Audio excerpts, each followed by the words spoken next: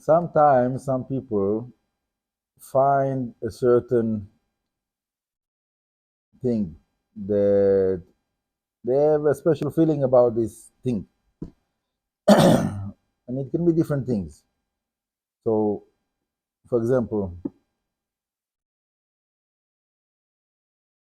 let's say there's a famous story scene of someone that was, I think, sailing in a boat in the ocean in the night, looking on the stars. And he said, Hashem, if you're really there, if you hear me, give me a sign. And then there was a shooting star. He said, is it you, Hashem? Is it really you? No, it can't be you. No, yes, yes, maybe, no, yes, and so that's yeah. So that's for me. Like for me, it's like something like that. I would say for sure, yes. Like you're not losing from saying that it's not Hashem, but there is something else that it's not about the presence of Hashem. It's not about the Ashkacha Pratit of Hashem. It's something about, let's say, lower systems of the connections of the spiritual world. So, for example, I think I said this story. There was one of my students in South America.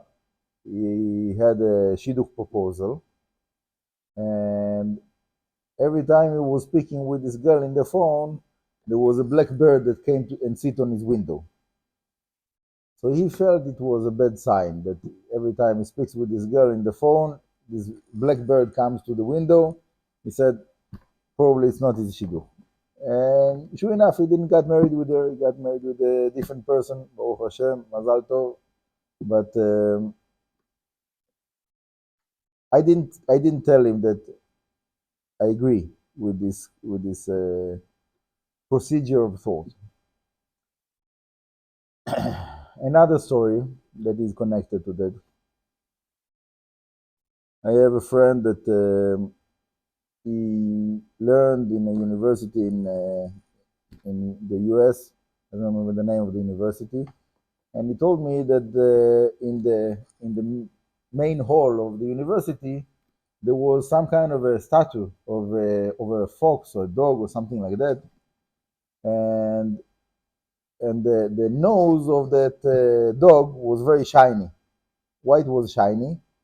Because it was sticking out, and many people they were rubbing their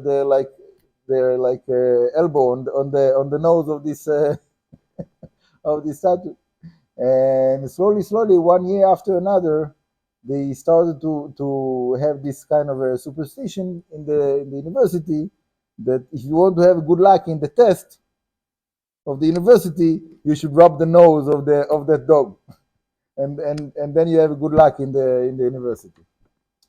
And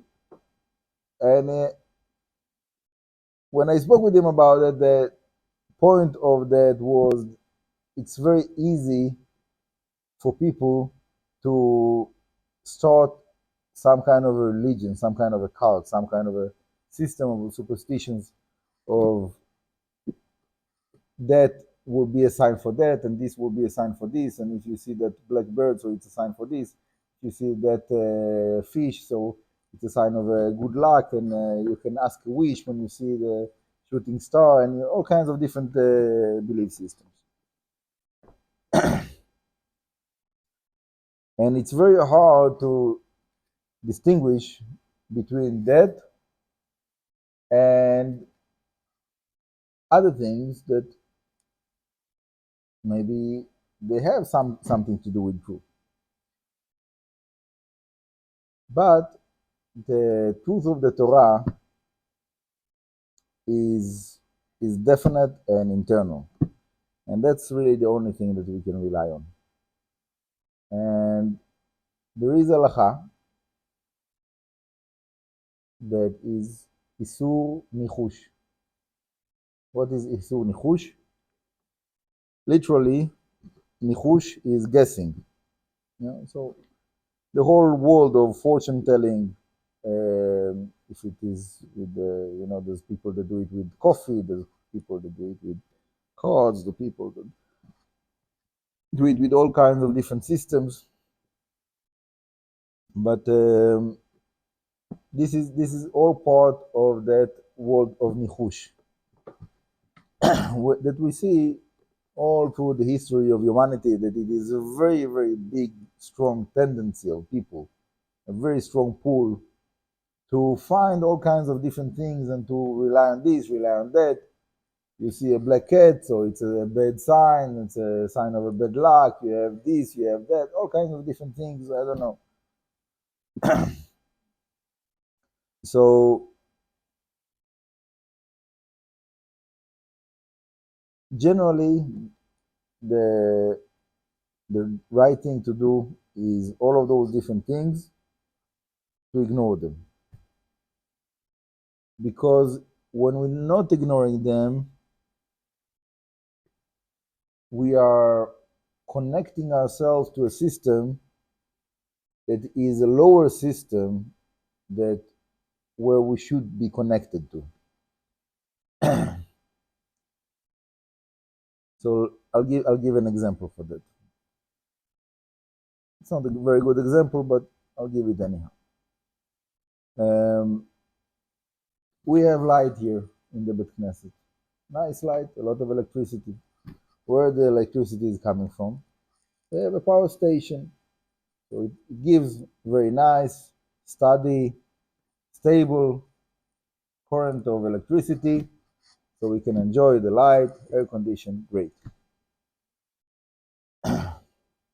Let's say somebody comes now and says, listen, guys, I made my own little power station in my house here, and I will sell you electricity half price. Half a price, it's good. We like to save money. So we disconnect the Bet Knesset from the main power station, and we connect to this little power station of this house. Is that a good decision? Is that a good idea to do? Probably not, because you don't know how stable it is. It can explode, it can just stop. Imagine yourself, you're in the middle of Shabbat and the power stops, everything is dark, people cannot turn on the light or fix anything. So it's not a good parable, because it's the difference is much bigger. Yeah, to switch between the system of Hashem and the Torah and the divine providence of Hashem on us, and to put ourselves in a belief system of all kinds of superstitions, is like the distance is like from one side to the universe to the other side of the universe is closer compared to that. Yeah, so what I was saying between the big power station and a little homemade power station is like is the gap is not big enough to give that parable.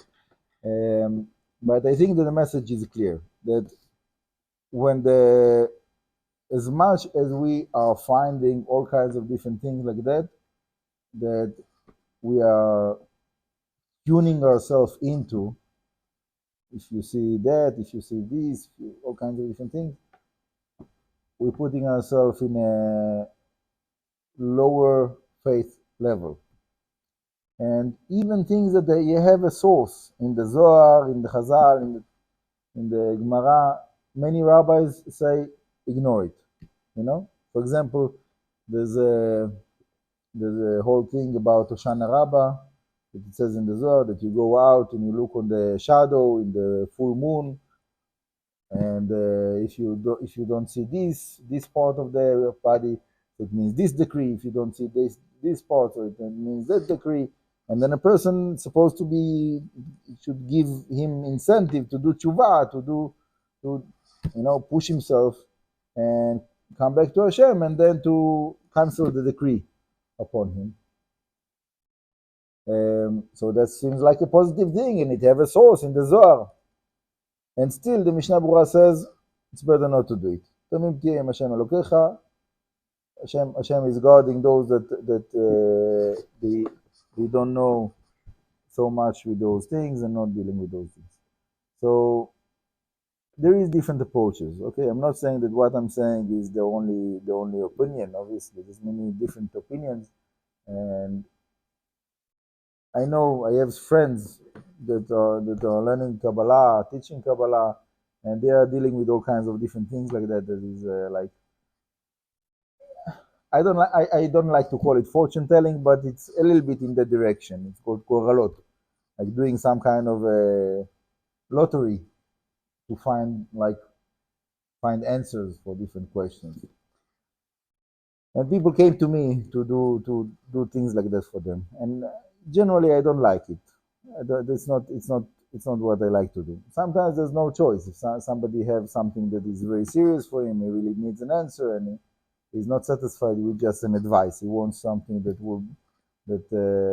so there is a way to like open Sefer Tehillim and to get like a certain message from the Sukim, but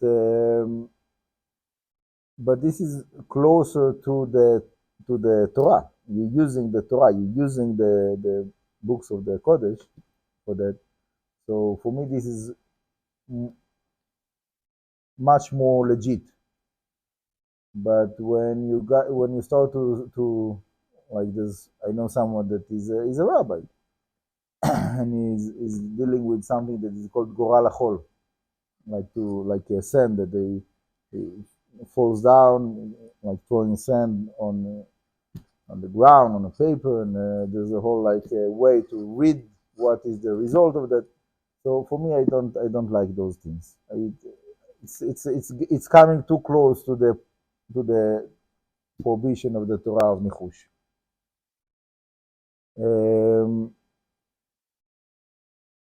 I'm not saying it is prohibited because there is sources about rabbis that did it, but I don't really understand how is it permitted. For me, it seems that it should have been prohibited, but I cannot say anything about it. Anyhow, I think that the main thing we need to do is to strengthen our faith in Hashem, put our trust in Hashem, and part of trusting Hashem is to believe that when I need to know something, Hashem will send the message to me in a permitted way. So I don't have to go like this to find answers to what I need. If I will need it, Hashem will send me the message. Hashem will lead me. If Hashem didn't give me a message, didn't lead me in what I need to do about it, so it means that what I'm doing is okay. I can continue with it. Simple. This is my way to, and obviously to pray to Hashem. I pray to Hashem all the time. Hashem, please lead me in the way of truth. Bring me to what I need to do, to fix what I need to fix, to help whoever I need to help, and so on and so forth. So a big part of that is to pray and to have faith that Hashem hears the prayer, and Hashem listens, and Hashem answers. So if you have that, so why do you need the other things? This is enough. Baruch Hashem. Baruch Adonai le'olam, amen v'amen.